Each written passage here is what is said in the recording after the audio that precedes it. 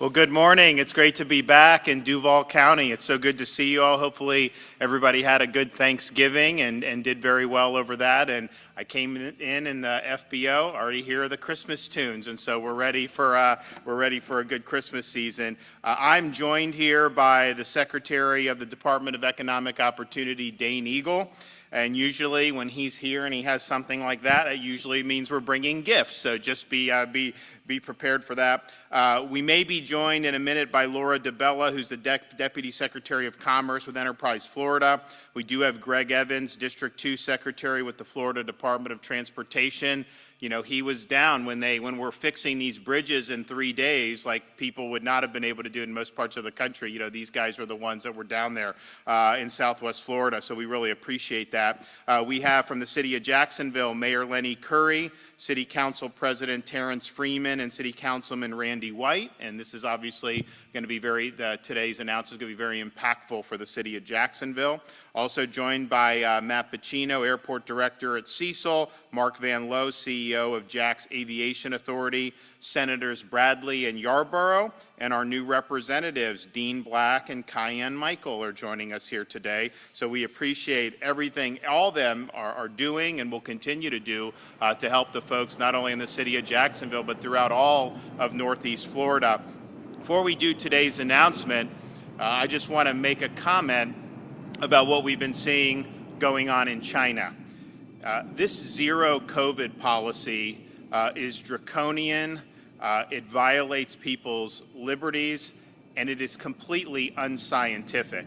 And the people of China are right to be able to speak out and protest against what the Chinese Communist Party is doing. This CCP has a maniacal desire to exert total control over its population. Zero COVID is really just the pretext for them to do what they want to do anyways. And that is not a model that can work over the long term. The people in China are finally speaking out against it. And I just think we need these draconian COVID policies to go to the ash heap of history where they belong.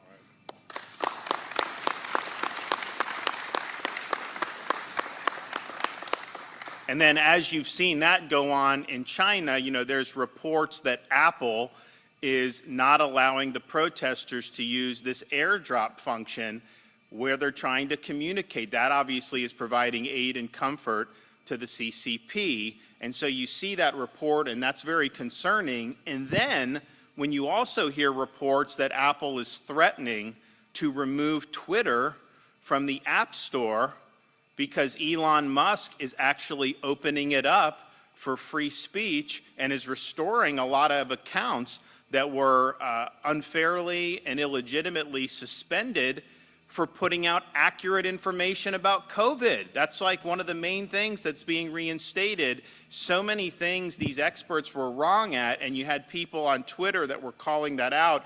And Twitter, the old regime in Twitter, their response was to try to just suffocate the dissent. And Elon Musk knows that's not a winning formula, and so he's providing free speech. And so if Apple responds to that by nuking them from the App Store, you know, I think that would be a huge, huge mistake, and it would be a really raw exercise of monopolistic power that I think would merit a response from the United States Congress. And so don't be a vassal of the CCP on one hand and then use your corporate power in the United States on the other to suffocate Americans and try to suppress their right to express themselves. And so I'm glad things are changing at Twitter. And I know there's a lot of work to do with big tech generally, but this is big progress, and we're really happy that that is now happening. Now today, we're here because what we've done since I've been governor is identify opportunities through different types of initiatives, but one of the things we've used a lot is the Governor's Job Growth Grant Fund.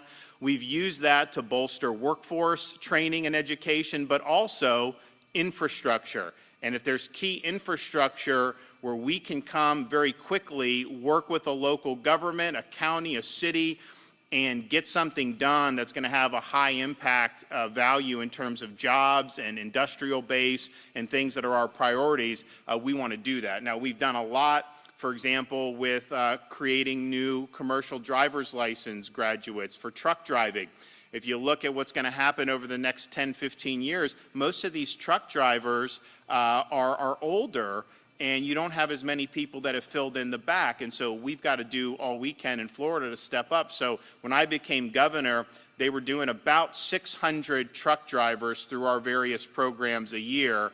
Now, through our investments, we're going to be able to do 3,500 a year in the state of Florida. That's going to have a huge impact, a positive impact on our economy, on the supply chain. Of course, when you have things like Jack's Port, this stuff comes in, yeah, you can do, I mean, there's really two things you can do. You can put it on a train, you put it on a truck. And so we need to make sure we're doing mindful of both of those things. So that's been a huge thing. We've done a whole bunch of other stuff with the workforce. But we've also been able to do, if there are things that are needed in terms of an additional artery to connect like an industrial center with a thoroughfare, we've been able to come and do that. We've done that all around the state. In fact, just over a year ago, we were here at Cecil, and we did $6 million to support the construction of more than 2 miles of roadway and expand business opportunities at the spaceport. And that's something that is going to pay big dividends. And so in that vein, what we're able to announce today is we're awarding $5.5 million to the city of Jacksonville to construct a 3-mile railway track to serve Cecil Commerce Center's 600-acre mega site. Now, this new dual service line will link the main line north of I-10, main rail line north of I-10, to the Cecil Commerce Center and increase transportation access for manufacturing and for logistic companies. This project alone is expected to bring 500 new jobs in manufacturing and logistics to the area, with an economic impact of over $14 million for the city of Jacksonville. And in fact, I know they've already been talking both at the local level and state with some companies that are eyeing this, and this would be enough for them to want to come. So stay tuned. I think you're going to see some good announcements in the not too distant future. So Cecil Commerce Center is conveniently located near I-10, Cecil Airport, Cecil Spaceport, and Jacksport, making it a prime location for companies that need to move their products anywhere in the country. And businesses in need of new talent will also be able to draw from the Florida State College at Jacksonville Cecil Center, which houses the college's aviation and commercial vehicle driving programs. So we believe that this is a great use of the Job Growth Grant Fund. This is going to make a big difference in terms of the manufacturing and other business footprint here in the state of Florida and in Northeast Florida in particular. So I'm happy to be able to do that. Dane, do you want to award that? Who's going to come up from Cecil? All right, yeah, Lynn. Right. There we go. All right, there we go.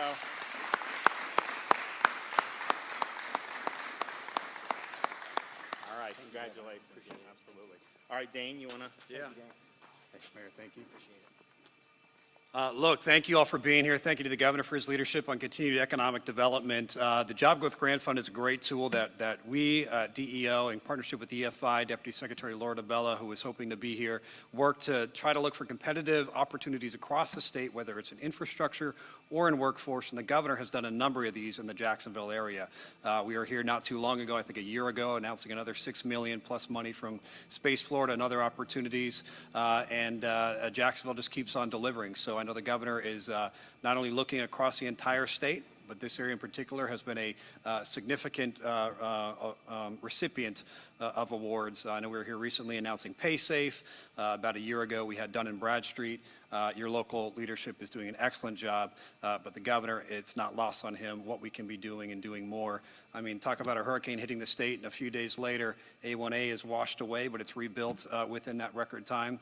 Governor did the same thing with bridges in Southwest Florida when my home community was hit. So we're going to continue to look for ways that we can help people and businesses lift themselves up. Government can't do everything for you, but this governor is aware of those opportunities that we can be continuing to invest in so that the local communities can do their job and help attract jobs. And of course, with the free state of Florida and this governor leading the reins, we're going to keep doing that for years to come. So thank you, Governor, and thank you to your local leadership.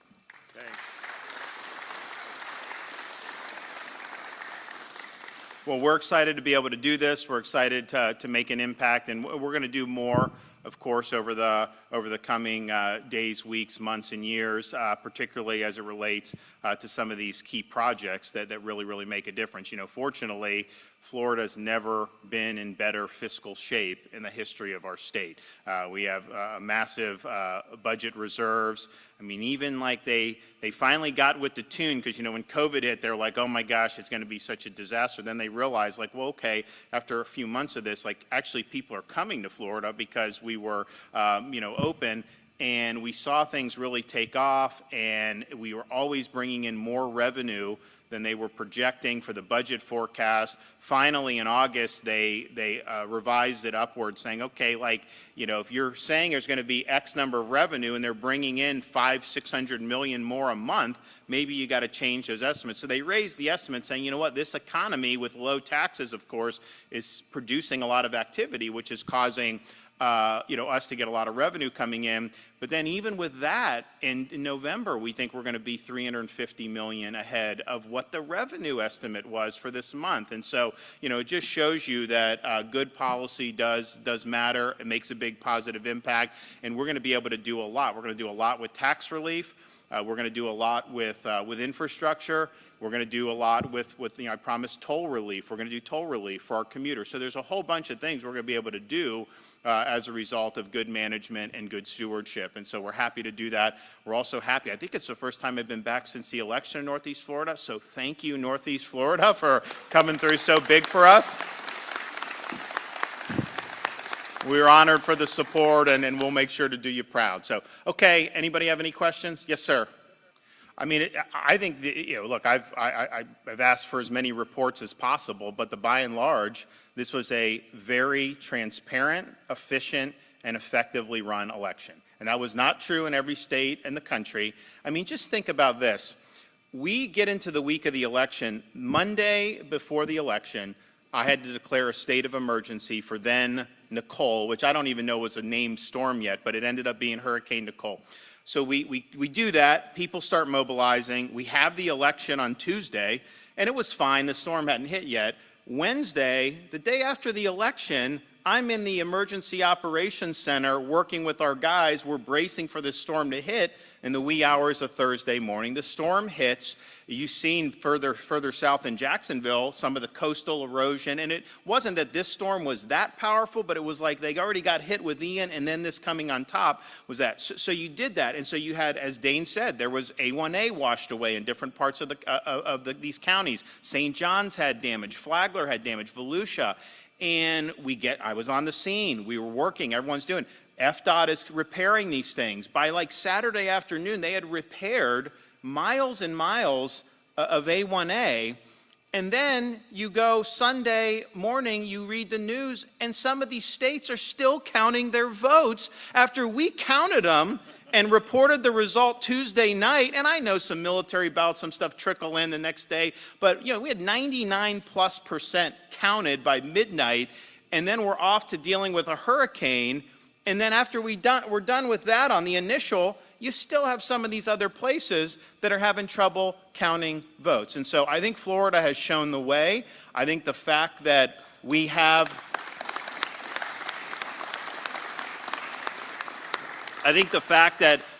put in place an ability to hold people accountable if they violate election laws has contributed to just compliance. Why worry? Why violate the law if you know you're going to be held accountable? It's not worth it. So I think people get that. And look, not every election is close. I mean, my election was not close. That's how you want to win, okay? But we have elections that are close. So, you know, there was a fellow that they brought charges on in Broward, illegal alien, 9-time conviction, criminal convictions, 9, and then voted in 2 elections in 2021 in Broward, one of which was decided by like 30 or 40 votes.